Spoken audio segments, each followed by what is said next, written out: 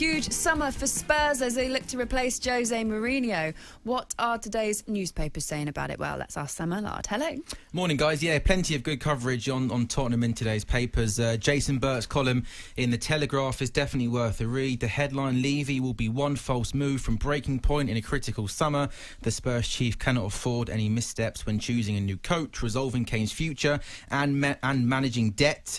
Jason Burt writes this morning he's got to try and keep Harry Kane happy, invest in an underperforming squad while controlling costs, repay £1.2 billion of debt and attempt to win back disillusioned fans who are upset at Jose Mourinho's time as manager, and also Tottenham Hotspur's involvement in the catastrophically ill-judged European Super League. So we know, Ali, it's going to be a massive summer ahead for Tottenham Hotspur Football Club, and also perhaps the first big decision Daniel Levy has to make is who on earth is going to be the new manager. Well, Matt Law, he reports this morning that Tottenham are likely to suffer an early blow in their attempt to replace Jose Mourinho as Bayern Munich close in on top target Julian Nagelsmann. Erik ten Hag, the Ajax manager, is now expected to move up the list of targets. It was under Ten Hag that Ajax reached the Champions League semi-finals 2 years ago, where of course they lost to Tottenham, and the Dutch club are comfortably leading the Eredivisie again this season. Ten Hag will only have a year remaining on his contract at the end of the season, meaning any compensation fee should not be out of Tottenham's reach. So it looks like Nagelsmann, Ali, won't be an option. Ten Hag will go up the order. Interesting here, actually, he mentions Matt Law in this piece.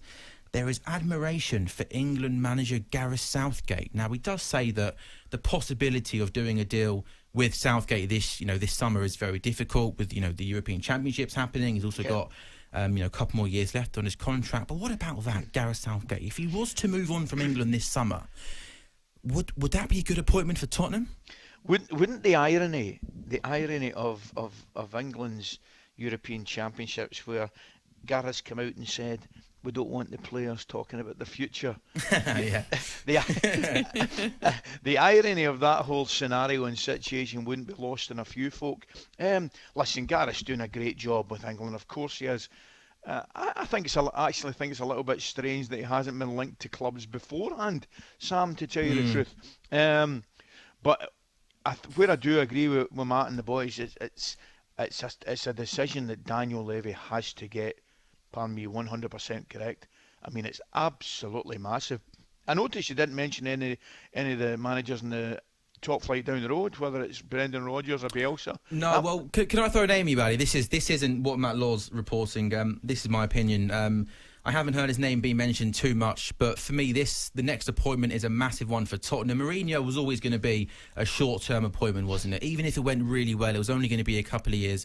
Tottenham now need to build for the future. They need a young, exciting coach who can take them forward long-term. And for me, I think Eddie Howe would be a brilliant appointment. I look at the work that he did at Bournemouth over a long period of time. He took them from League 2 to League 1, League 1 to the Championship. He then got them promoted to the Premier League.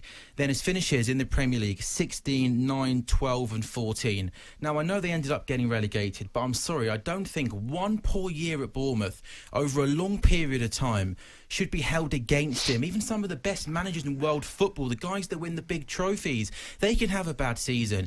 League 2 to the Premier League, mid-table football, year in, year out, all while playing good, attractive football, promoting youth. I think he would be, over a long term, a really, really good appointment. How tough must that be to take a team on a limited budget from League 2 all the way up to the Premier League? And do you know what, Ali? I think he'll learn his lessons, by the way, from where it went wrong in that last season at Bournemouth. They got it wrong, didn't they? In the transfer market, he had some money to spend.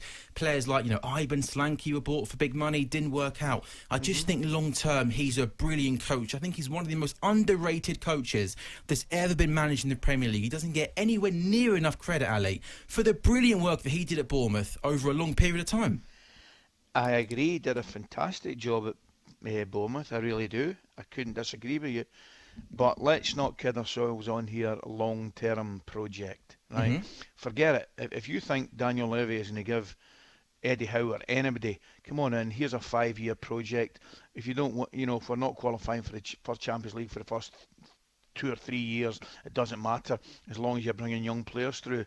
That ain't happening, Sam. Yeah, sure. It's not happening, mate. What I meant by long-term project is I think he could do something similar to what Maurizio Pochettino did. which is, I think, first and foremost, he's a good enough coach to get them into the top 4 next season. But what I mean is, he could work under a similar way that Pochettino did in terms of the budget, in terms of having to promote youth. I'm not saying he's going to get 3 years to come mid-table like a Bournemouth. I think he's definitely a good coach, a good enough coach with the squad that Tottenham have got to get them into the top 4. And I see a lot of similarities from Pochettino and to Eddie Howe. And I think he could follow a very, very similar pattern. I've got to say, Sam, I haven't seen anything from Tottenham in the past months that's going to get them into the top 4. You know, listen, and I'm going to cut them a bit of slack and not even mention the weekend, because I think the weekend Manchester City were a level above everything and would have done that to most teams. But I just don't see any consistency in Spurs at all. And I agree with you, they've got Kane, Son, Bale, Ali, great talented players, but there's nothing there would indicate to me that they've got enough to get in the top 4. So I think there's going to have to be also, as I said, Daniel Levy's going to have to make a spot-on decision in getting his coach and his manager right, but there'll also be changes in personnel. Elephant in the room, of course, is that Mauricio Pochettino was brought in to do just that, and not given, given some time, but then chopped when things were looking not as great as they had been. Paul Jiggins has written, I just like the first couple of lines, I just wanted to read them to you today. The manager, they said, could never win a trophy at Tottenham is now closing in on a quadruple at PSG. The manager, they said, could never handle top players at Tottenham is now managing 2 of the biggest stars on the planet at PSG. We had this argument, didn't we, with Darren Bent a few weeks ago. You know, he's joining us at 8 so he can defend himself. But he famously, I had an argument with him where he, doesn't rate Pochettino as a coach because he never won a trophy at Tottenham. Doesn't think he's world class. Doesn't think he's world class. He thinks Arteta's better than Pochettino. I'm so happy, Ali, that he's now finally he's going to go to PSG. He's going to win some big trophies, and he's finally going to get the recognition he deserves, Pochettino. All right, Sam, lad, we've got to go. Sorry, okay. Ali, go on, really quick. Go on. I was just going to say, and we mentioned it yesterday briefly. He'll definitely win things at PSG, no doubt about that. But that French league is as exciting as anything going at this moment in time. Lille's still a point ahead of. They beat Lyon. Honestly, they were 2-0 down against Lyon yesterday. I think it was the night before. Yeah. 2-0 down and come back and won 3-2. And I said to you, Woodsy, the celebrations were fantastic. It put your faith back in football. That's a proper. Do you know what, Ali? You're a busy man, aren't you, at the moment? You're going to be like the new French football expert on talkSPORT, aren't you? You're having conversations with Thierry Henry. You're doing Soccer Saturday for Sky. You're on talkSPORT. You'll be doing French radio soon. Sacre bleu. People think you're joking, but you mean it. You really are enjoying the French league at the moment. I love it. Okay.